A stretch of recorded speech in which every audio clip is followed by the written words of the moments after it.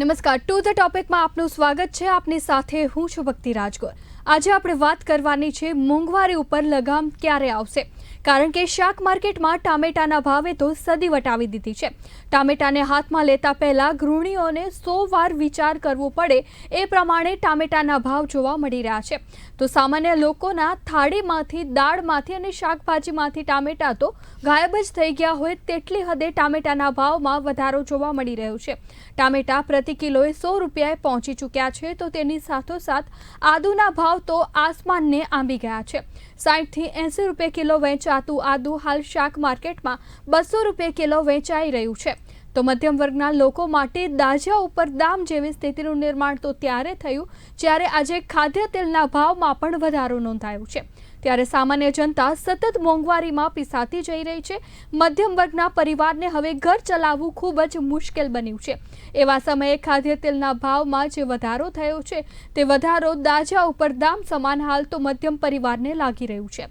સિંગ તેલ, કપાસિયા તેલના ભાવનો ગ્રાફ સતત વધતો જોવા મળી રહ્યો છે। લોકો માટે તેલ ખરીદવું હવે મોંઘું બની ગયું હોય તેવું લાગી રહ્યું છે। ત્યારે આ મોંઘવારી ઉપર લગામ ક્યારે લાગશે, આ જ મુદ્દે ચર્ચા કરવા માટે આપણી સાથે જોડાઈ ચૂક્યા છે ભાજપના નેતા પારુલબેન પટેલ, કોંગ્રેસના નેતા રત્નાબેન વોરા અને ઇકોનોમિક એક્સપર્ટ સિદ્ધાર્થ ભટ્ટ અને સાથે જ ખેડૂત આગેવાન પણ આપણી સાથે જોડાઈ ચૂક્યા છે દશરથસિંહ ગોહિલ। આપ તમામનું સ્વાગત છે।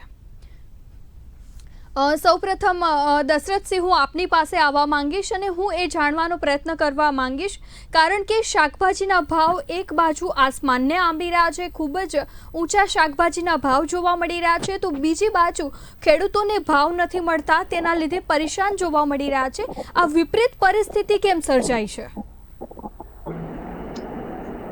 જી ભક્તિબેન, માર્કેટમાં જ્યારે જોઈએ છીએ, ખેડૂત જ્યારે પોતાની જે શાકભાજી છે કે કોઈ પણ જણસ છે પકવી અને જ્યારે માર્કેટમાં લઈને જાય છે, ત્યારે આજે જે બજારમાં 100 રૂપિયા વેચાય છે એ માર્કેટમાં 25 રૂપિયા જ વેચાતી હોય છે। ચોથા ભાગના ખેડૂતને મળતા હોય છે, જેનું કારણ છે બજારમાંથી ખેડૂતોનું જે શોષણ થાય છે, એને ઈ શોષણને લીધે શહેરીજનો કે ગામજનો જે કોઈ છે એને પણ એનું શોષણનો ભાગ બનવું પડે છે, જેથી કરી ખેડૂતો જે વેચાણ કરે છે એ ડાયરેક્ટ વેચાણ નથી થતું અને વચેટિયાઓ એમાંથી વચેટિયા પોતાની મલાઈ તારવી અને ખેડૂતોને અને ગ્રાહકોને બંનેને લૂંટે છે, જેથી ખેડૂતને મોટી તકલીફ છે।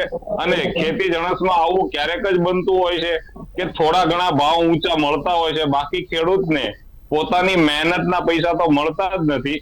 અને જે જણસ વેચવા આવતા હોય કે શાકભાજી કોઈ પણ વેચવા આવતા હોય, એમાં સાવ એને જેને કહીએ ને કે ખર્ચ જે કરેલો છે એટલા જ એને કિંમત મળતી હોય છે। આજે આપણે વાત કરીએ છીએ કે ટમેટા અને શાકભાજીમાં ભાવ બહુ ઊંચા છે, તો જેની સામે અત્યારે એક એવી સિઝન છે કે અત્યારે રોપણી કરવાની હોય, પણ કોઈ ખેડૂત પાસે પાણી છે એની રોપણી કરી દીધી છે ને એને અત્યારે ઉત્પાદન મળે છે, તો એના ભાવ ઊંચા હોઈ શકે, પણ આની આ વસ્તુ પાછી 5 રૂપિયા 2 રૂપિયા કિલો વેચાય છે ત્યારે કોઈ ગ્રાહકો કે કોઈ ફરિયાદ કરતું નથી। ખેડૂતને જ આ કાયમી પીસાવવું પડે છે આના માટે। એનું મુખ્ય કારણ છે વચેટિયા, માર્કેટિંગ, આ બધું જ છે। જી ભક્તિબેન। જી ચોક્કસ। પારુલબેન પણ આપણી સાથે જોડાયેલા છે, ભારતીય જનતા પાર્ટીના નેતા। મારો આગલો સવાલ જે છે તેમને હશે, પારુલબેન, એક તરફ ભારતીય જનતા પાર્ટી જ્યારે ચૂંટણીઓ આવતી હોય છે ત્યારે મસ્ત મોટા વાદાઓ કરતી હોય છે, ખેડૂતો માટે અમે આમ કરીશું, આ યોજનાઓ લાવીશું, પરંતુ અંતે જે સમય આવતો હોય છે ત્યારે જે ભોગવવાનો વારો આવતો હોય છે, પરેશાન થવાનો વારો આવતો હોય છે, તે ખેડૂતોને જ આવતો હોય છે। કેમ આ પ્રકારની પરિસ્થિતિ સામે આવી રહી છે? કેમ તેમના માટે યોગ્ય પગલાં ભરવામાં નથી આવતા સરકાર દ્વારા? જી ભક્તિબેન, સૌથી પહેલા તો સરકાર દ્વારા ખૂબ પ્રોપર વેમાં પગલાં ભરવામાં આવી જ રહ્યા છે। આજે આપણે ઇન્ફ્લેશનની વાત કરીએ, મોંઘવારીની વાત કરીએ, તો આજે અત્યારે 4.25% ઇન્ફ્લેશન છે, એટલે ખૂબ કંટ્રોલમાં કહી શકાય। એટલું જેટલું હોવું જોઈએ એના કરતાં પણ 6% સુધી ઇન્ફ્લેશન હોય એ નોર્મલ ગણી શકાય। અહીંયા 4.25% ઇન્ફ્લેશન રેટ જો વધારે લાગતો હોય તો પાકિસ્તાનની વાત કરીએ 37.76% ઇન્ફ્લેશન છે। બીજા દેશોની વાત કરીએ, પારુલબેન, માફ કરજો, પાકિસ્તાન કે એનું નહીં, પરંતુ અત્યારે સમસ્યા જે છે તે આપણા દેશના લોકોનો છે, આપણા મધ્યમ વર્ગના લોકોનો છે। જે સમસ્યા એ આપણા અહીં થઈ રહી છે। ભક્તિબેન, તમારો અવાજ મને બ્રેક થઈને આવે છે। પારુલબેન, હું એ કહેવા માંગુ છું કે જે મોંઘવારીના પર્સન્ટેજ છે એ આંકડાકીય માયાજાળ છે, એમાં કોઈ સામાન્ય લોકોને કોઈ જ નિસ્બત નથી, રસ નથી, પરંતુ એમના ઘરે જે એક થાળી પીરસાઈ રહી છે, એમનો મહિનાનો જે ખર્ચ હતો પહેલા 8 થી 10 હજારમાં ચાલી જતો હતો, એ સીધો બમણો થઈ ગયો છે, અત્યારે 15-20 હજાર રૂપિયા પહોંચી ચૂક્યો છે. એ લોકોને પરેશાની ત્યાં થઈ રહી છે. જી, અહીંયા આપણે એક એનાલિસિસ પ્રોપર વેમાં જોવા જઈએ તો જે ટામેટાનો ભાવ છે એ એક શોર્ટ ટાઈમ કે કહી શકાય, કારણ કે દરરોજ ઉગે અને દરરોજ એ ખેતરમાંથી આવે, એટલે એ સિચ્યુએશન, ભૌગોલિક સિચ્યુએશન કેવી છે જોવું પડે, કારણ કે હમણાં જ આપણે બિફોર જે વાવાઝોડુંનો સામનો કર્યો એ આખું ગુજરાત એમાં આપણે ફેસ કરી રહ્યા હતા, ત્યારે અતિવૃષ્ટિ પણ થઈ અને એ વખતે જે ટામેટા ઉગેલા હતા એ બધા જ વેસ્ટ ગયા. મને ખેડૂત ભાઈઓ માટે હમદર્દી છે અને એમને લોસ થયો એ વસ્તુનું છે, પણ એના માટે સરકાર સહાય આપશે અને જે રીતે સર્વે થશે એને સહાય આપશે, પણ એ અલ્ટિમેટલી એ પ્રોડક્શનનું લોસ થયો, નુકસાન થયું, એટલે એ ડિમાન્ડ તો જે હતી એના એ છે, પણ સપ્લાય ચેઇન તૂટી ગઈ, એના કારણે રેટ વધ્યા છે. બાકી અત્યાર સુધી ટામેટાના ભાવ જોવા જઈએ તો 20 રૂપિયા કિલો, કેટલાય ટાઈમથી 20 રૂપિયા કિલો જ આપણે ટામેટા જોયા છે, એટલે ક્યારેક સિચ્યુએશનલ આવી રીતે રેટ વધે છે તો આપણે એના ઉપર એ વસ્તુ ના કહી શકે કે રેટ કેમ વધી ગયા. બીજી વાત કરીએ, તેલની વાત કરીએ તો તેલનું જે ઓવરઓલ આપણે સમજવાની જરૂર છે કે આપણે 85% જે આપણે એડિબલ ઓઇલ છે 85% ઇમ્પોર્ટ કરીએ છીએ, આપણે ઇન્ટરનેશનલ માર્કેટ ઉપર ડિપેન્ડન્ટ રહેવું પડે છે. કદાચ તમને ખ્યાલ ન હોય તો હું કહી દઉં, આપણે અહીંયા મગફળીનું સૌથી વધારે વાવેતર થતું હોય છે. ખેડૂતો જ્યારે સીઝન આવે ત્યારે તેને જોઈએ તેટલા ભાવ નથી મળતા મગફળીના, પરંતુ જ્યારે તેલની વાત આવે તો તેલના ભાવ જે છે તે હાઈએસ્ટ હોતા હોય છે. આ પ્રકારની પરિસ્થિતિ જોવા મળી છે અને દશરથસિંહ આપણી સાથે છે, તેમણે એ જ કહ્યું કે જે વચેટિયાઓ છે તે ખાઈ રહ્યા છે, તેના લીધે ભોગવવાનો વારો આવી રહ્યો છે. એક બાજુ કિસાન જે છે તે સતત નબળો થતો જઈ રહ્યો છે, બીજી વાર મધ્યમ પરિવારને ભોગવવાનો વારો આવી રહ્યો છે. અને એક જ મિનિટ અહીંયા કમ્પ્લીટ કરી લઈશ, કારણ કે વચોટિયા નડે છે, ક્યાં નડે છે, હેલો જી પારુલબેન.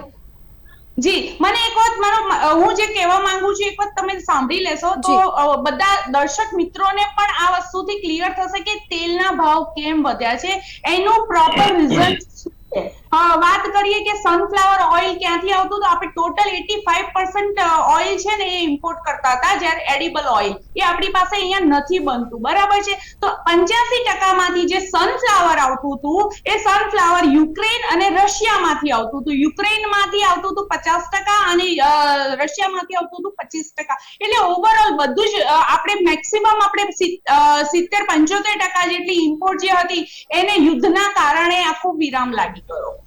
યુક્રેનના તો બધા ફાર્મ્સ જ બળી ગયા છે અને એના જ કારણે જે સનફ્લાવર સીડ જ નથી તો એ કેવી રીતે સપ્લાય કરવાના, બરાબર છે, એટલે એ ખતમ થઈ ગયો. હવે સનફ્લાવર ઓઇલ નથી મળી રહ્યું તો બીજી ક્યાં જશે ડિમાન્ડ, તો બીજા ઓઇલ ઉપર જશે. બીજું ઓઇલ એટલે પામ ઓઇલ હાઈએસ્ટ વપરાય છે. પામ ઓઇલ કઈ કન્ટ્રી, તો ઇન્ડોનેશિયા અને મલેશિયા, એ બે કન્ટ્રી પૂરેપૂરું સપ્લાય કરે છે. 90% આખા વર્લ્ડને આ બે જ કન્ટ્રી સપ્લાય કરી રહી છે, બરાબર છે. તો ત્યાં શું થયું, ઇન્ડોનેશિયામાં પણ પ્રોબ્લેમ અત્યારે એટલા માટે કે બીજી બધી જગ્યાએ ઓવરઓલ ડિમાન્ડ વધી ગઈ અને સપ્લાય ઓછો થઈ ગયો, એટલા માટે એ લોકોએ વધારે રેટ ઉપર એક્સપોર્ટ કરવાનું ચાલુ કર્યું. એટલે ત્યાંની ગવર્મેન્ટમાં ત્યાં 14,000 રૂપિયા 1 લીટર, ત્યાંના રૂપિયા 14,000 રૂપિયા 1 લીટર મળતું હતું, એનું સીધા 25,000 રૂપિયા 1 લીટર તેલના થઈ ગયા.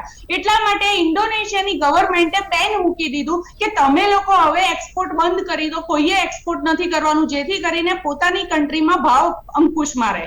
એટલા માટે એક્સપોર્ટ બંધ થઈ ગયું. એટલે પાછું આપણને માર પડ્યો. એક તો સનફ્લાવર નહોતું મળતું, સાથે સાથે પામ ઓઇલ પણ બંધ થઈ ગયું. બીજી વાત તો જે કેનોલા ઓઇલ હતું એ કેનેડામાં ડ્રોટ પડ્યું, તો ડ્રોટ દુષ્કાળના કારણે એ પણ ત્યાં તકલીફ પડી, તો એનું પ્રોડક્શન જ ના થઈ શક્યું. બીજી વાત, અર્જેન્ટિનામાંથી સોયાબીન આવતું હતું તો એ ત્યાં તકલીફ થઈ ગઈ કે લેબરની એની, અને બીજું કે જે પામ ઓઇલ છે એ બનાવવા માટે લેબર્સની બહુ જરૂર પડે, કારણ કે પામ ઊંચા ટ્રી હોય અને એને ઉતારવા પડે, મેન્યુઅલ વર્ક છે. મેન્યુઅલ વર્ક માટે એ લોકોને લેબર જોઈએ, અને જ્યારે કોરોના આવ્યો ને ત્યારે અહીંના જે લેબર હતા ઇન્ડિયાથી ગયેલા પાકિસ્તાનથી ગયેલા ને બાંગ્લાદેશના ગયેલા મોટા ભાગના આ 3 કન્ટ્રીમાંથી ત્યાં લોકો કામ કરતા હતા. એ 3 કન્ટ્રીમાંથી પોતાના દેશમાં પાછા આવી ગયા કોરોના કાળમાં. હવે એ વખતે પાછું કોઈ પણ વ્યક્તિ આપણે સમજી શકીએ, એક વખત લેબર ક્લાસ જ્યારે પાછું આવે ત્યારે એને જવા માટે ખર્ચો ને બધું બહુ થતું હોય છે. અને જ્યારે જોયું કે ઇન્ડિયામાં તો અહીંયા આવ્યા પછી હજી પણ ગરીબ લોકોને ફ્રીમાં અનાજ ને બધું મળતું હોય એટલે લેબર ક્લાસે જવાનું વિચાર માંડી વળ્યો. એટલે ઓવરઓલ ત્યાં એમની પાસે લેબરની અછત થઈ, એટલા માટે પામ ઓઇલ્સનું પ્રોડક્શન ઓછું થયું અને એના રેટ વધી ગયા. એટલે આપણી પાસે ઓવરઓલ સિચ્યુએશન જોવાની વસ્તુ છે કે આમાં સરકાર તો ખૂબ સરસ રીતે સપોર્ટ કરી રહી છે અને ઉપરથી સારું છે કે આપણે એટલા કંટ્રોલમાં રેટ, બાકી કોંગ્રેસના કાળમાં જોઈએ છે 28% મોંઘવારી હતી. તો એ વખતે અને ત્યારે તો ઇન્દિરા ગાંધીજી એમ કહેતા હતા વિકાસનું અનિવાર્ય પાસું જ મોંઘવારી છે, તો વિકાસ થાય તો મોંઘવારી તો વધે જ. તો આજે કે ચર્ચાનો વિષય છે, કારણ કે વિકાસ તો થઈ જ રહ્યો છે અને સાથે સાથે કરપ્શન નથી, એ મોટો ફાયદો છે. ત્યાં એવું 1 રૂપિયો મોકલવામાં આવતો હતો ને ખેડૂત જોડે 15 પૈસા પહોંચતા હતા. આજે હું દશરથભાઈને પૂછવા માંગીશ, જનધન ખાતા અકાઉન્ટમાં સીધા પૈસા જેટલા ઉપરથી મોકલવામાં આવે છે એ બધા જ ખુલે પોતાના પાસે પહોંચે છે.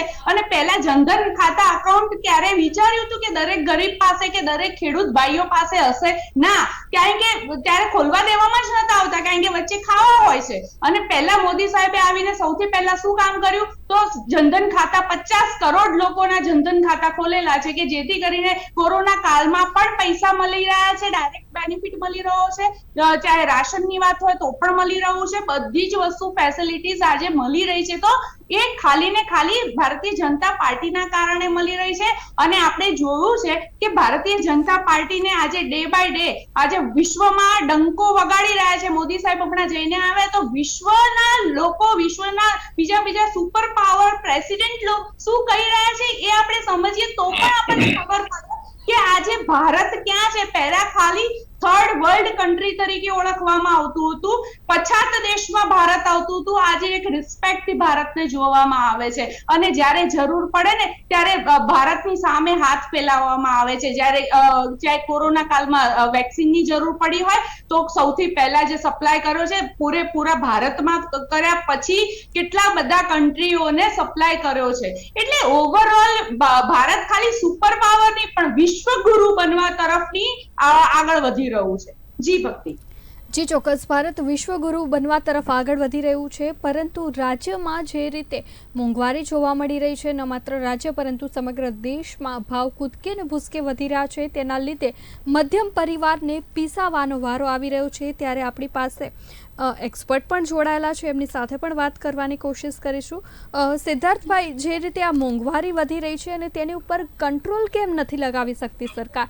કારણ કે છેલ્લા કેટલાય સમયથી આપણે જોઈ રહ્યા છે કે જે રીતે ભાવો વધી રહ્યા છે તેના લીધે લોકોને જ પીસાવાનો વારો આવી રહ્યો છે. હવે ભક્તિબેન, આપની વાત સાચી છે અને અગાઉ જે પારુલબેને વાત કરી તો એમનું એનાલિસિસ, એમની વાત 100% સાચી છે. એની સાથે આપણે સૌએ સંમત થવું જ પડે કે વૈશ્વિક પરિબળોમાં જે બદલાવ આવી રહ્યા છે તો ક્યાંક ને ક્યાંક આપણે ખાદ્ય પદાર્થોમાં, ઘઉંમાં તો આત્મનિર્ભર બન્યા છે, પરંતુ ખાદ્ય તેલમાં એટલે કે એડિબલ ઓઇલમાં એમાં આપણે હજી આત્મનિર્ભર બન્યા નથી. એટલે કે તેલ એ પછી ઈંધણ હોય અથવા તો ખાદ્ય માટે હોય તો એમાં ક્યાંક ને ક્યાંક આપણે વિશ્વના બીજા દેશો પર ડિપેન્ડન્ટ રહ્યા જ છે.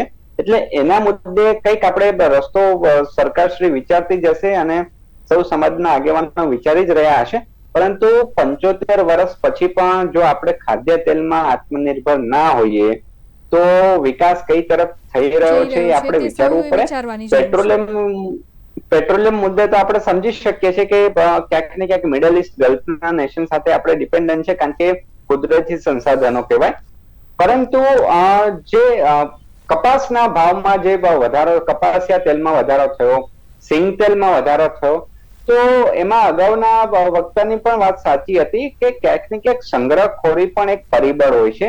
કારણ કે જે મિડલમેનનું જે સ્ટ્રક્ચર છે આપણે ત્યાં, તો એને દૂર કરવા માટે સરકારોએ પ્રયત્ન કર્યા છે. અને જે ફાર્મ લો ને અમેન્ડ કરવાની વાત છે તો એમાં મુદ્દો એ જ હતો કે ખેત સે બાજાર તક, ખેત સે બાજાર તક, તો એમાં કોઈ મિડલમેન રાખવાની વાત નહોતી, પરંતુ ક્યાંક ને ક્યાંક મિસકોમ્યુનિકેશન અથવા તો દિલ્હી અને એની આજુબાજુના પંજાબના ખેડૂતોને ભ્રમિત કરવામાં આવ્યા, હરિયાણાના ખેડૂતોને ભ્રમિત કરવામાં આવ્યા, એટલે જે ફાર્મ લોનનું જે અમેન્ડમેન્ટ હતું એનો વિરોધ થયો.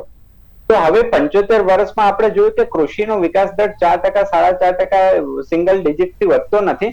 તો હવે સરકાર જે પ્રયત્ન કરી રહી છે કે જે મોટા કોર્પોરેટ ગૃહો આવી રહ્યા છે, જે કોન્ટ્રાક્ટ ફાર્મિંગ નો વાત છે, તો એને 5 વર્ષ તો સમય આપો, અને એવી પૂરેપૂરી શક્યતા છે કે એનાથી બધું સ્ટેબિલાઇઝ થાય. એનું નાનું ઉદાહરણ આપીએ, સમજવા જેવી વાત છે કે આપણે ટામેટા છે ને, તો એ વરસાદ પડ્યો તો સ્વાભાવિકપણે કે એની શોર્ટેજ આવવાની, પાક બગડી જવાનો, એટલે ડિમાન્ડ અને આર્થિક નિષ્ણાંત હોવાના નાતે હું કહી શકું ડિમાન્ડ અને સપ્લાય નો રૂલ ચાલતો હોય કે ડિમાન્ડ વધારે હોય અને સપ્લાય પુરવઠો ઓછો હોય તો આપોઆપ ભાવ તો વધવાનો જ છે. આ મુક્ત અર્થતંત્ર છે, એટલે એમાં કોઈનો કોઈ કંટ્રોલ ના હોઈ શકે.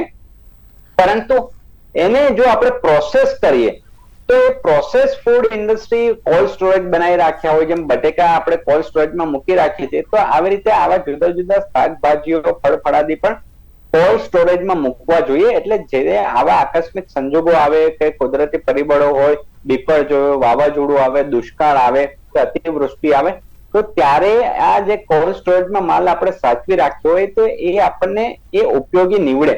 એટલે એ મુદ્દે વધારે ખેતીને આપણે મોડર્નાઇઝ, અપલિફ્ટ કરવી પડશે, ઇન્ફ્રાસ્ટ્રક્ચર માળખું વિકસાવવું પડશે, ત્યારે જઈને આનું પરમેનન્ટ સોલ્યુશન આવશે. નહીતર વચ્ચે લીંબુના ભાવ 100 રૂપિયા કિલો ઉપર જતા રહ્યા હતા. એટલે આવું છાસવારે કંઈક ને કંઈક આવતું રહેતું હોય ને આપણી ગૃહિણીઓનું બજેટ ખોરવાતું હોય છે.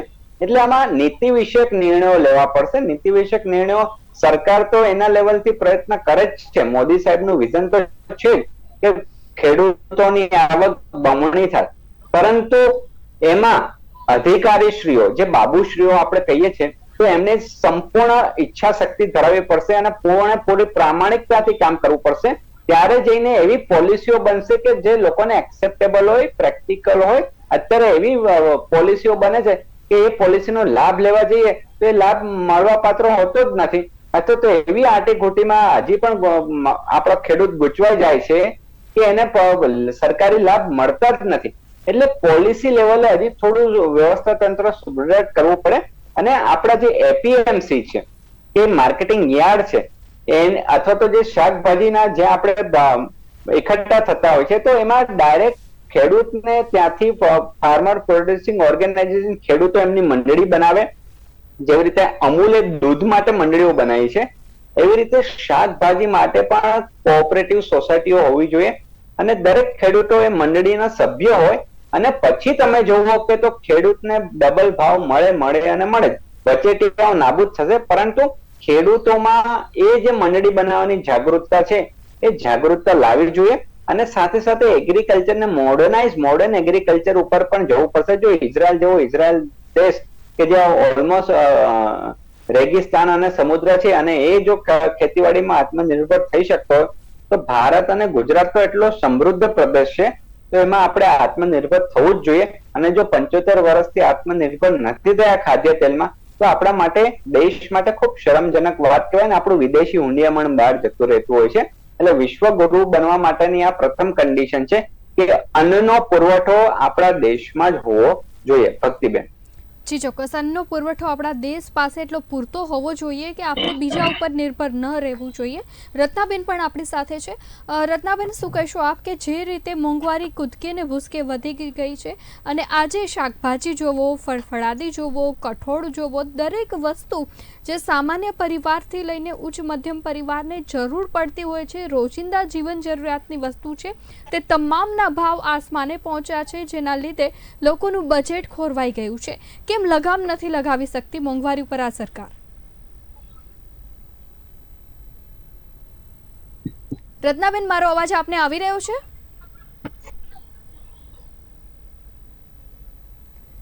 રત્નાબેન, અનમ્યુટ કરો, આપ મ્યુટ છો.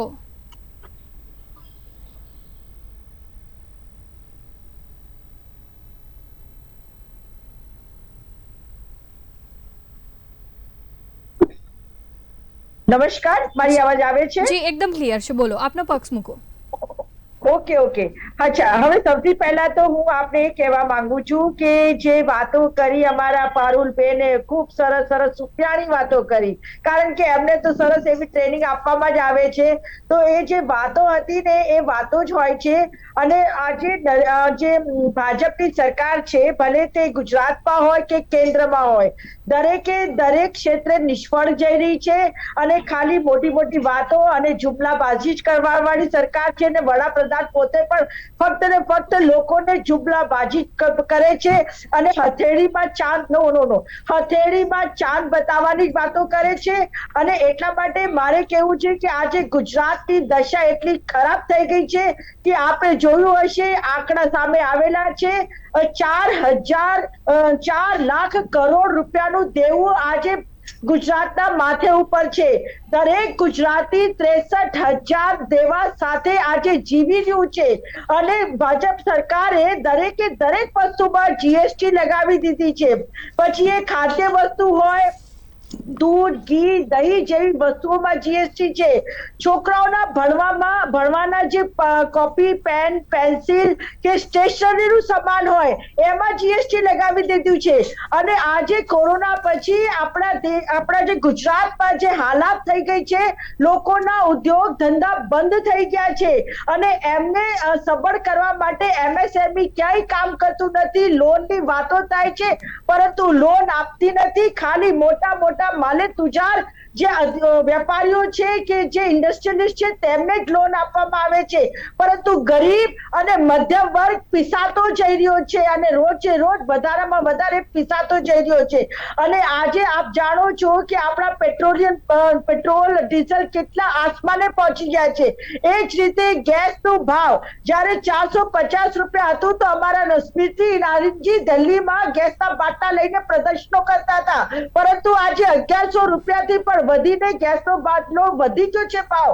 છતાંય આ ભારતીય જનતા પાર્ટી અને એમની સરકાર અને હમણાં વડાપ્રધાન માનનીય શ્રી નરેન્દ્ર મોદી મોંઘવારીનું મોં બોલવા તૈયાર નથી. મોંઘવારીનું મોં એ હું તમને યાદ કરાવવા માંગુ છું કે પોતે કહેતા હતા જ્યારે વિરોધ પક્ષમાં હતા, કેન્દ્રમાં સરકાર નહોતી બની ત્યાં સુધી કહેતા હતા કે ભાઈ યુપીએની સરકારમાં મોંઘવારીનું મોં બોલવા તૈયાર નથી. અને આજે પોતે નરેન્દ્ર મોદી સાહેબ જે જુમલેબાજ, ફેકુબાજ, આપણા ભારત દેશની જનતાને ગેરમાર્ગે દોરનારા એવા આપણા વડાપ્રધાન જે અમેરિકામાં જાય છે, પ્લીઝ પારુલબેન તમે બોલતા તો મેં તમને ડિસ્ટર્બ નથી કર્યા, પણ જે હકીકત છે એને સાંભળવાની સહનશક્તિ રાખો. હકીકતને સાંભળવાની સહનશક્તિ રાખો પારુલબેન. જે હકીકત છે પછી તમે વડાપ્રધાન નરેન્દ્ર મોદી સાહેબે શું કીધું હતું તમે જાણો છો? એમના ખાતામાં 15 લાખ રૂપિયા આવશે. 15 લાખની વાત કરો પારુલબેન. તમે મોટી સુખેડી વાતો કરી તો સાંભળી, હું તમને ડિસ્ટર્બ નહોતી કરતી, પરંતુ આજે જ્યારે હવે મારો બોલવાનો સમય આવ્યો છે મને બોલવા દો. અને હું એક વિપક્ષમાં બેઠેલી પ્રવક્તા છું અને મારે પ્રજાની આવાજ બુલંદ કરવાનું આ મારું ફરજ છે. આ મારી નૈતિક જવાબદારી છે કે હું પ્રજાની આવાજને આ ટીવી માધ્યમ દ્વારા આપના સુધી પહોંચાડું. ભાજપના જે કાનો બંધ થઈ ગયા છે, બહેરા લીલા થઈ ગયા છે, એ લોકો સરકાર સુધી હું આ વાત પહોંચાડવા માંગુ છું. તમે મારી વાતને દબાવવાનો પ્રયત્ન ના કરો. આજે તમે જેટલા જોરથી બોલી શકો તરીકે રહેવા દો. અને તમને સહનશક્તિ ના હોય તો તમે ડિબેટ છોડી જઈ શકો છો. જ્યારે મારો પોઈન્ટ આવે છે ત્યારે મને બોલવાની પૂરી આઝાદી હોવી જોઈએ. તમે બોલતા હતા તો મેં તમને ડિસ્ટર્બ નથી કર્યા. અને મેં જે વડાપ્રધાનને જુમલેબાજ કીધા છે તો છે, અને 15 લાખનો વાયદો કર્યો તો એટલા માટે અમિત શાહ સાહેબને કહેવું પડ્યું કે આ તો જુમલા હતા. આ તમારી જે તમને ડિસ્ટર્બ નથી કર્યા. હવે હું બોલું છું અરે 2 કરોડ નોકરીઓ અપાવવાના તમે વાયદા કર્યા હતા. અને જ્યાં ગરીબ પરિવારના ઘરમાં સાંજનો ચૂલો નથી જલી શકતો, અને એક ટાઈમે રોટલી બને તો બીજા ટાઈમે રોટલી નથી બની શકતી. એમના થાળીમાં અગર શાક હોય તો દાળ નથી, દાળ હોય તો શાક નથી. એવી પરિસ્થિતિમાં લાવીને તમે લોકો મૂકી દીધા છે. તમે માજા મૂકી દીધી છે. રત્નાબેન, પારુલબેન, આપ અમારી સાથે જોડાયેલા જ રહેજો. હાલ આપણી પાસે સમય નથી, અહીં આપણે વિરામ લેવો પડશે. આ ચર્ચાને આગળ પણ યથાવત રાખીશું, પરંતુ એક વિરામ બાદ. વેલકમ બેક ટુ ધ ટોપિકમાં આપણે વાત કરી રહ્યા છીએ કે મોંઘવારી ઉપર લગામ ક્યારે. અત્યારે આ ચર્ચા એટલા માટે કરવામાં આવી રહી છે કારણ કે જે રીતે મોંઘવારી કૂદકે ને ભૂસકે વધી રહી છે તેના લીધે મધ્યમ પરિવારને પીસાવાનો વારો આવ્યો છે. ટામેટા હોય, આદુ હોય, અન્ય શાકભાજી હોય, કઠોળ હોય, દરેકના ભાવ આસમાનને આંબી રહ્યા છે. અને હવે તો એ પરિસ્થિતિ જોવા મળી રહી છે કે સામાન્ય માણસના દાળ, શાક અને તેમની થાળીમાંથી ટામેટા અને આદુ જ ગાયબ થઈ ગયા છે. કારણ કે ટામેટાના ભાવ તો આસમાનને આંબતા જોવા મળી રહ્યા છે.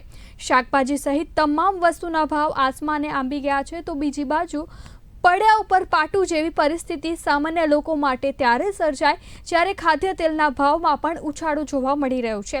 છેલ્લા 15-20 દિવસ કે 1 મહિનાથી ખાદ્ય તેલના ભાવમાં કોઈ ખાસ એવો મોટો અપડાઉન જોવા નહોતો મળ્યો, પરંતુ જે રીતે ભાવમાં વધારો થયો છે અને વધારાની શરૂઆત થઈ ચૂકી છે તેના લીધે હાલ તો મધ્યમ વર્ગના પરિવારને પીસાવાનો વારો આવ્યો છે. અને આ પરિસ્થિતિમાં હવે લોકો કરે તો શું કરે અને જાય તો ક્યાં જાય, એ પરિસ્થિતિ સામે આવી છે. અને આ પરિસ્થિતિ સૌ માટે સામે આવી છે, ત્યારે આ પરિસ્થિતિને પહોંચી વળવા માટેના કોઈ ખાસ પગલાં કેમ લેવામાં નથી આવી રહ્યા, અને જે પગલાં લેવામાં આવી રહ્યા છે તે અપૂરતા હોવાનું હાલ તો લાગી રહ્યું છે. કારણ કે જ્યારે યુપીએની સરકાર હતી, જ્યારે મોંઘવારી આસમાનને આંબી રહી હતી, ત્યારે આ જ ભારતીય જનતા પાર્ટીની સરકાર બહુત હોય મહેંગાઈ કી બાર, અબ કી બાર મોદી સરકાર નારા સાથે, અબ કી બાર ભાજપ સરકારના નારા સાથે જ આવ્યા હતા. અને મોંઘવારીનો મુદ્દો એવો હતો કે તેના મુદ્દે ખૂબ જ રાજનીતિ કરવામાં આવી. પરંતુ આ જ ભારતીય જનતા પાર્ટીની સરકારમાં હવે મોંઘવારી કૂદકે ને ભૂસકે વધી રહી છે. દરેક ખાદ્ય ચીજ વસ્તુઓના ભાવ આસમાનને આંબી રહ્યા છે. ફુગાવામાં પણ વધારો જોવા મળી રહ્યો છે. આ પરિસ્થિતિની વચ્ચે પીસાવાનો વારો તો સામાન્ય જનતાને જ આવી રહ્યો છે. સામાન્ય જનતા જ પરેશાન થઈ રહી છે. આપણે ચર્ચાને પણ આગળ વધારીશું, પરંતુ જે પરિસ્થિતિ જોવા મળી રહી છે તે પરિસ્થિતિ ખૂબ જ વિકટ પરિસ્થિતિ જોવા મળી રહી છે. આપણી સાથે ભારતીય જનતા પાર્ટીના નેતા પણ જોડાઈ ચૂક્યા છે. પારુલબેન, જ્યારે યુપીએની સરકાર હતી, મોંઘવારી ખૂબ જ કૂદકે ને ભૂસકે વધી રહી હતી, એ સમયે બહુત હુઈ મહેંગાઈ કી બારના સ્લોગન સાથે ભારતીય જનતા પાર્ટી મેદાનમાં જોવા મળી અને લોકોએ તેમના ઉપર વિશ્વાસ રાખી અને સરકાર પણ બનાવી. આજે 9 વર્ષ વીતી ગયા, પરંતુ મોંઘવારી ત્યાંની ત્યાં જ જોવા મળી રહી છે, પીસાઈ રહી છે સામાન્ય જનતા. ભક્તિ, અહીંયા એક વસ્તુ ક્લિયર આપણે છે કે આજે મોંઘવારી 4.25% છે અને કોંગ્રેસ કાળમાં મોંઘવારી એવરેજ 12% રેટ હતું. એટલે 3 ગણી વધારે મોંઘવારી, આજના કરતા 3 ગણી વધારે મોંઘવારી હતી. એટલા માટે મોદી સરકાર, અબ કી બાર મોદી સરકાર સ્લોગન સાથે આવ્યા હતા. અને આજે મોંઘવારી દેખાય છે અને વિકાસ પણ સાથે દેખાય છે, પણ મારે ખાલી એટલા માટે આંકડા આપવા છે કે લોકો ગેરમાર્ગે ના દોરાય. જે કોંગ્રેસની યુપીએ સરકાર જ્યારે હતી ને એ વખતે શું મોંઘવારીના રેટ હતા ને 28% મોંઘવારી ગઈ છે, તો એ કોંગ્રેસના કાળમાં થયું છે. અને એના ખાલી એક વખત આંકડા તમને જણાવી દઉં. 1974 માં 28.60% મોંઘવારી, 1981 માં 13.11%, 1991 માં 13.87%, 2009 માં 10.88%, 2010 માં 11.99%, 2011 માં 8.91%, 2012 માં 9.48%, 2013 માં 10.91%, એટલે ઓલમોસ્ટ 11%. અને 2014 માં કોંગ્રેસની સરકાર ગઈ અને ભારતીય જનતા પાર્ટી આવી તો સીધું 11% થી સીધું જ 2014 માં 6.77% એ લઈ આવે. અને એના પછી આજ સુધી 6% આસપાસ કોરોના કાળમાં થોડું આવ્યું છે. બાકી કોરોના કાળમાં પણ એટલું બધું જે બીજા દેશોએ ફેસ કર્યું 50% ને 80% ને 100% એવી મોંઘવારી અહીંયા આપણે નથી જોઈ. 6-7% સુધી આપણે એવરેજમાં રહ્યા છીએ. અને 2014 થી આજે વાત કરીએ 2015 માં 4.91%, એવરેજ 6% સુધી આપણે સામાન્ય ગણી શકાય એ રૂટીન પ્રોસેસ છે. 6%. 2016 માં 4.95, 2017 માં 3.33, ખાલી 3.33% હતું. 2018 માં 3.94 અને 2019 માં 3.75. એટલે કોરોના કાળમાં પણ આપણે લોકોએ ખૂબ સારી રીતે અહીંયા ભારતીય જનતા પાર્ટીએ મેનેજ કરી છે.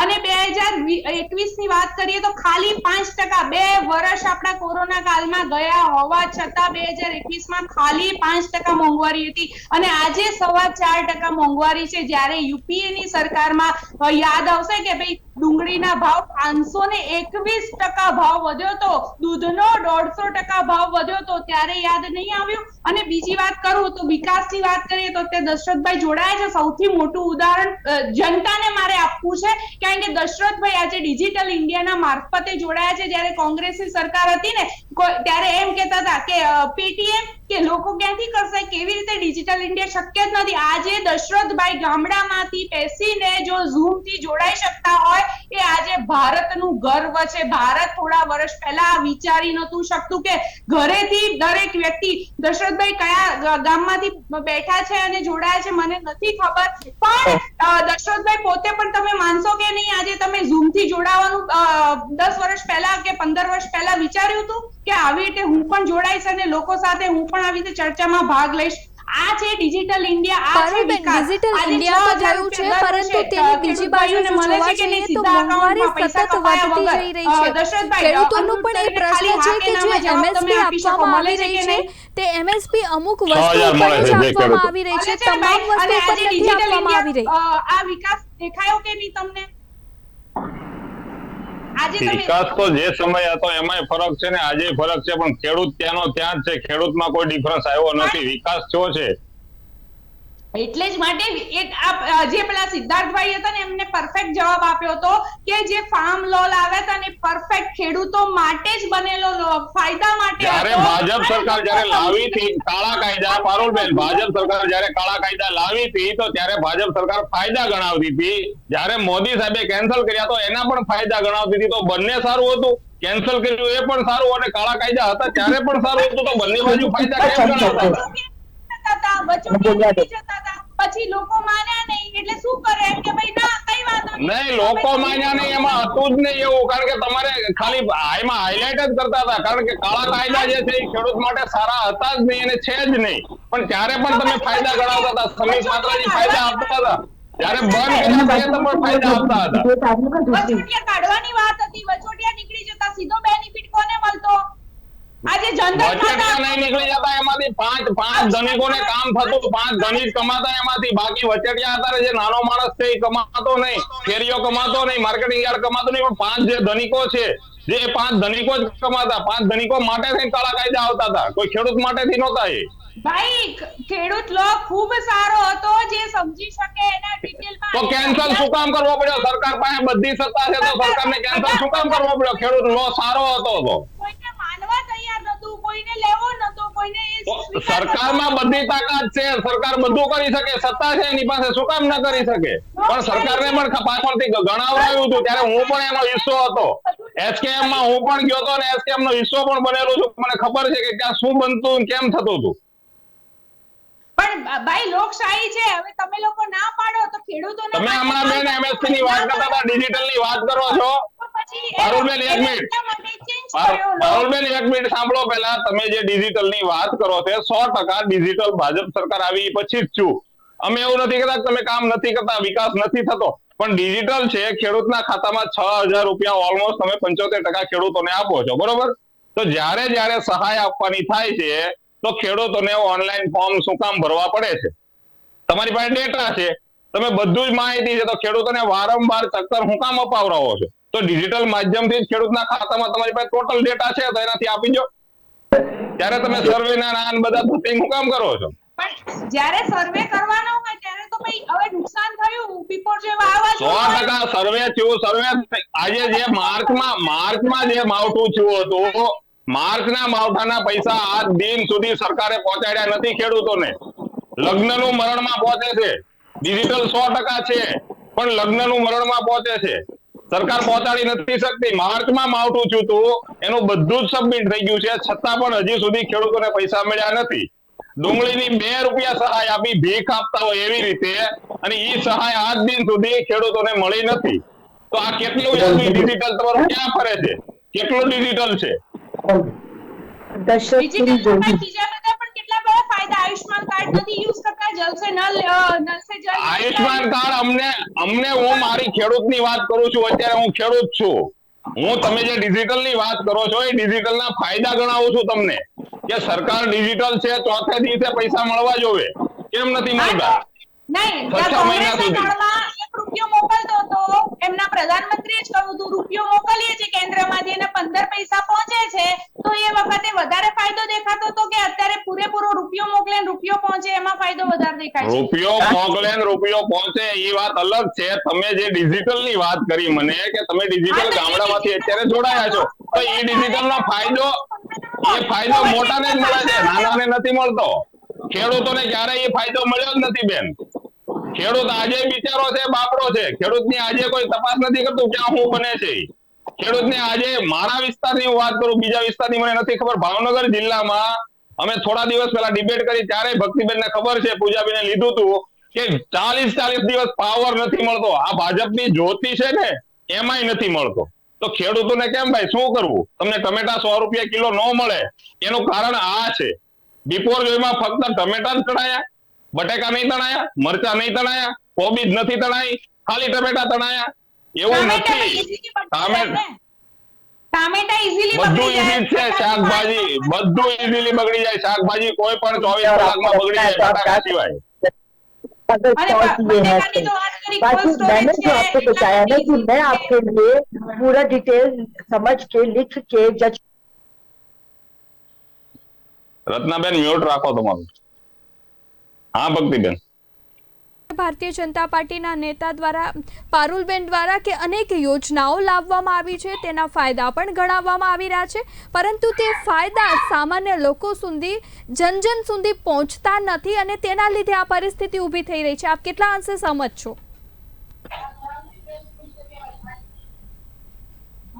ભક્તિબેન, તમે કોને સવાલ કર્યો? રત્નાબેનને. રત્નાબેન બીજી બધી વાત કરી રહ્યા છે, ડિબેટમાં ધ્યાન જ નથી. આ વસ્તુ ખરેખર અનમ્યુટ કરો રત્નાબેન, આપ અનમ્યુટ કરો. સાચવવાની જરૂર છે, કારણ કે કોઈ મતલબ નથી બનતું. ડિબેટ કરતા હોય ત્યારે બધું મ્યુટ હોવું જોઈએ અને આજુબાજુ વાત ના થતી હોય તો કઈ ખબર જ ના હોય કે આ ટોપિક ઉપર તમે વાત કરવાના છો. આપને સજેશન મળ્યું એના બદલ આભાર. હું ખાલી એટલું જ કહેવા માંગુ છું કે આ જે વાતો થાય છે, આંકડાકીય વાત મેં તમારી બધી સાંભળી છે, અને આંકડાકીય વાતોના લીધે હું તમને કહેવા માંગુ છું કે આંકડામાં તો વાતો કરવામાં તમે લોકોનું બહુ સારું છે. એના માટે તમે નંબર 1 છો. झूठ बोलो, बार बोलो, लगातार बोलो, બોલો, એ રીતે તમે વાત કરજો. હવે હેલો, તો હું તમને વાત કરું છું. હું એ જ કહેવા માંગુ છું કે જે તમે આયુષ્યમાનની હમણાં જે વાત કરી ને, એ આયુષ્યમાન પ્રોજેક્ટ લાયા કરતા તમે સરકારી હોસ્પિટલો ખોલી હોત તો એનાથી વધારે ફાયદો થયો હોત. આ તમે ફક્ત ને ફક્ત જે પ્રાઇવેટ હોસ્પિટલો છે એના લાખો રૂપિયાના બિલો તમે પાસ કરાવવા માટે અને બિલો આપવા માટે તમે આયુષ્યમાનની યોજના લાવ્યા છો. તો આવી યોજનાઓના લીધે કોઈનો ફાયદો થતો નથી, અને એના માટે જે દર્દી છે એની કલાકો સુધી લાઈનોમાં ઉભું રહેવું પડે છે, અને આયુષ્યમાન પાસ થાય ત્યારે એની સારવાર શરૂ થાય છે, અને ના થાય તો સારવાર શરૂ નથી થતું. પરંતુ તમારી આજે ગુજરાત સરકારની એ ફરજ હતી કે તમે મને એ બતાવો કે છેલ્લા 27-28 વર્ષથી ગુજરાતમાં ભાજપનું શાસન છે, તમે કેટલી સરકારી હોસ્પિટલો ખોલી? ચલો તમે મને એનો આંકડો આપી દો કે તમે કેટલી સરકારી હોસ્પિટલો ખોલી. આયુષ્યમાન જે તમે વાત કરો છો ને, અત્યારે આપણે વાત કરી રહ્યા છીએ મોંઘવારીની, એ મુદ્દે પ્રશ્ન કરશો તો વધારે સારું રહેશે, નહીતર આપણું વિષયાંતર થઈ જશે. અને એના માટે જેવી ફેસિલિટી રત્નાબેન બધાને જોઈતી હતી, સરકારી હોસ્પિટલોમાં કેમ તમે ફેસિલિટી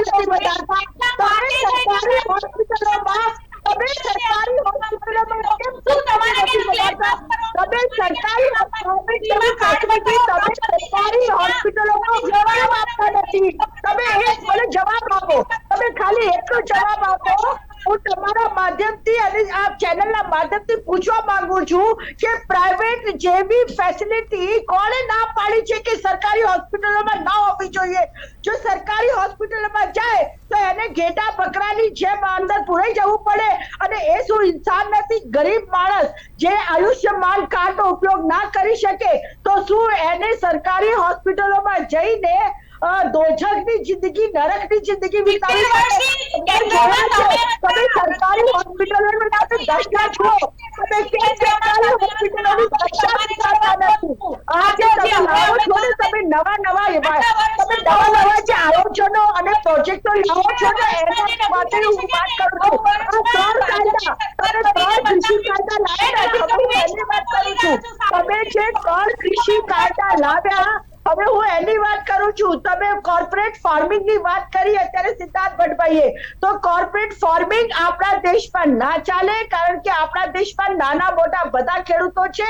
અને કોર્પોરેટ ફાર્મિંગ ના નામથી તમે ફક્ત ને ફક્ત અદાણી અને અંબાણી જેવા જે ભ્રષ્ટ જે છે, જેમને પર ભ્રષ્ટાચારનો 20,000 કરોડનો આરોપ મૂક્યો છે રાહુલ ગાંધી, એને તમે ફાયદો કરાવવા માટે, ફક્ત ને ફક્ત એને ફાયદો કરાવવા માટે તમે 3 કાળા કાનૂન લાયા હતા. અને પછી એનો વિરોધ થવાના કારણે છેલ્લે તમારી જ મોદી સરકારે એને પાછું ખેંચી લેવું પડ્યું હતું.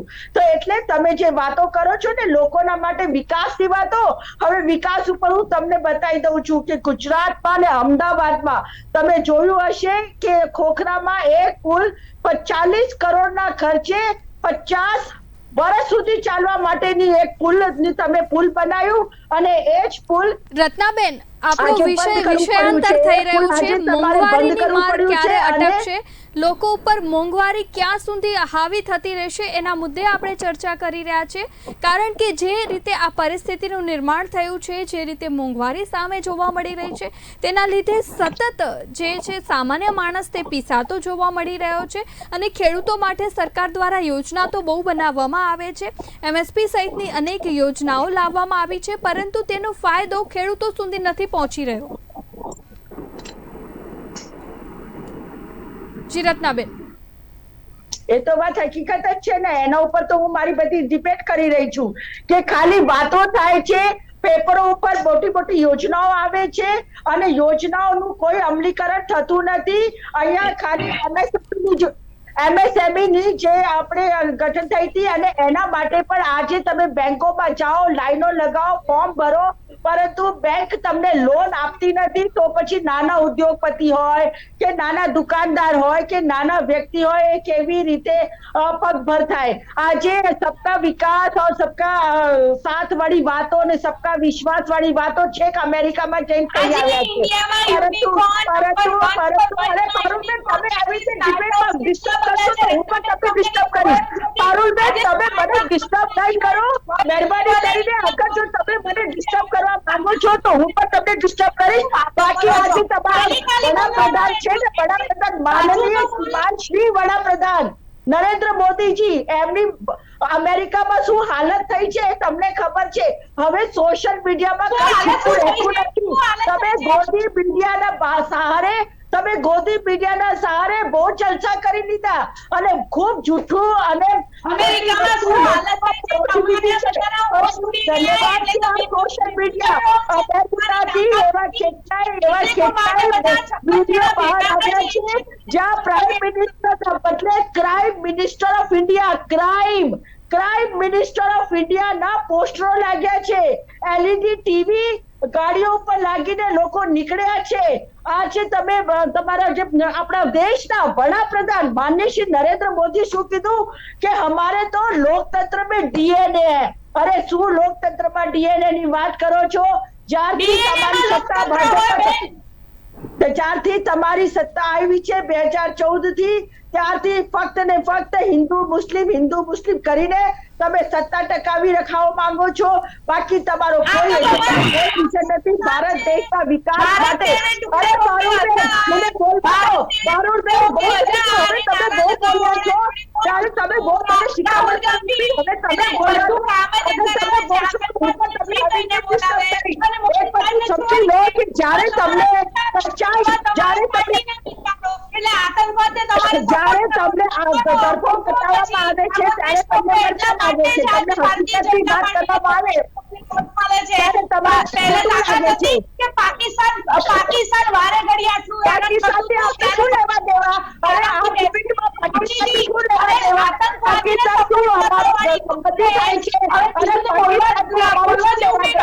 આપણે ભારત દેશમાં બેઠા છીએ, ભારત દેશની વાત કરી રહ્યા છે, ભારત દેશના જનતાની સુખાકારીની વાત કરી રહ્યા છે। આજે તમે ગુજરાતમાં જે રીતે મોદી સાહેબ એની વાત કરી રહ્યા છે, તમે વાતને વતેસર કરો છો, વાતને ડાયવર્ટ કરવા જાઓ છો, એનાથી તમે બહુ સારી વાત કરો છો અને તમે સારા જ લાગો છો। ડિસ્ટર્બ કરે છે, મેં તમને ડિસ્ટર્બ નથી કર્યા અને તમને આ તમારા સંસ્કાર છે। રત્નાબેન, પારુલબેન, અહીં સમયનો અભાવ છે એટલે આ ચર્ચાને આપણને અહીં જ અટકાવવી પડશે। આપ તમામ અમારી સાથે જોડાયા તે બદલ આપનો ખૂબ ખૂબ આભાર। તો જે રીતે મોંઘવારી કૂદકે ને ભૂસકે વધી રહી છે તેમાં પીસાઈ રહ્યો છે તો માત્ર મધ્યમ વર્ગ પરિવાર, કારણ કે જ્યારે યુપીએની સરકાર હતી ત્યારે મોંઘવારી આસમાનને આંબી રહી હતી, ત્યારે એક સૂત્ર સાથે સત્તારૂઢ થયેલી ભારતીય જનતા પાર્ટી કે બહુ તોય મહેંગાઈ કી બાર અબ કી બાર મોદી સરકાર, એ મોદી સરકારમાં જ આજે મોંઘવારી ટોચ ઉપર જોવા મળી રહી છે અને લોકો પણ સતત પીસાઈ રહ્યા છે। ત્યારે હવે લોકોને પણ એ જ આશા છે કે આ ભારતીય જનતા પાર્ટીની સરકાર તેમની સામે જોવે અને મોંઘવારીમાંથી તેમને રાહત આપે। ત્યારે હવે જોવાનું એ રહેશે કે મોંઘવારી ઉપર લગામ ક્યારે લાગે છે। તો આ હતી આજની અમારી વિશેષ રજૂઆત। ફરી મળીશું, રજા આપશો, નમસ્કાર।